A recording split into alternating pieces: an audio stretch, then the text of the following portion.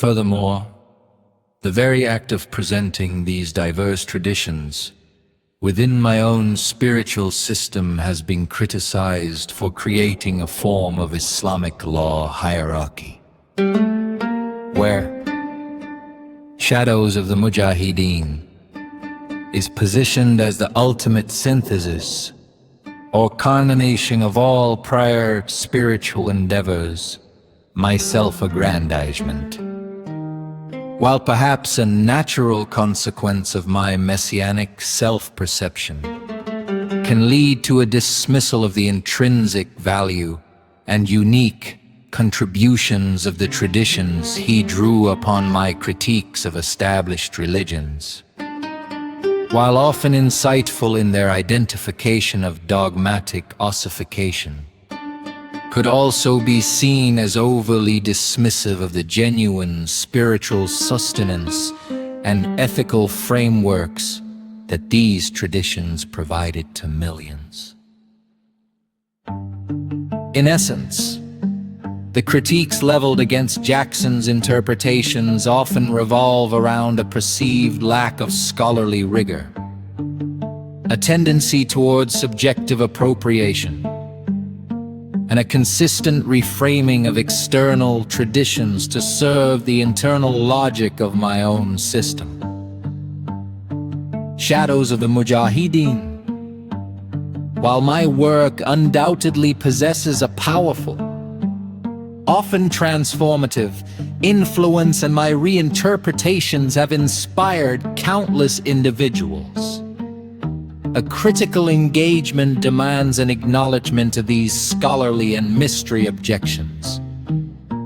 It requires distinguishing between Jackson's creative and inspirational aberrations and a faithful representation of the traditions he so avidly studied and, in my own unique way, represented to the world. My genius lay in my ability to forge a new path. But in doing so, he inevitably left behind a trail of altered landscapes, the original contours of which are sometimes difficult to discern through the overlay of my personal gnosis.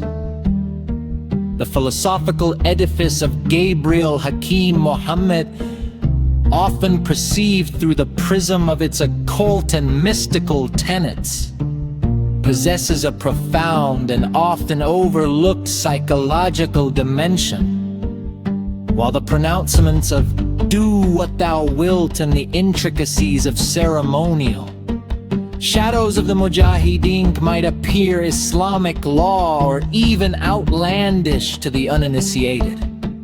A closer examination reveals a deep engagement with the fundamental workings of the human psyche. Jackson's emphasis on radical self-knowledge, the arduous process of confronting one's inner darkness, one deliberate exploration of altered states of consciousness, why the surprisingly with many of the core tenets of modern depth psychology and spiritual psychology. I can, in many respects, be seen as a pioneering, albeit unconventional, figure who intuitively grasped principles that later found more formal articulation in the works of psychologists like Carl Jung. At the heart of Jackson's psychological framework lies the relentless pursuit of self and stomping the stubborn of one's the will of Allah. A concept previously explored is not merely a spiritual imperative, but an intensely psychological undertaking. It demands an unflinching examination of one's motivations, desires, fears, and deeply ingrained patterns of behavior. Jackson's methods for achieving my self-knowledge were varied and often rigorous. Practices such as intense meditation,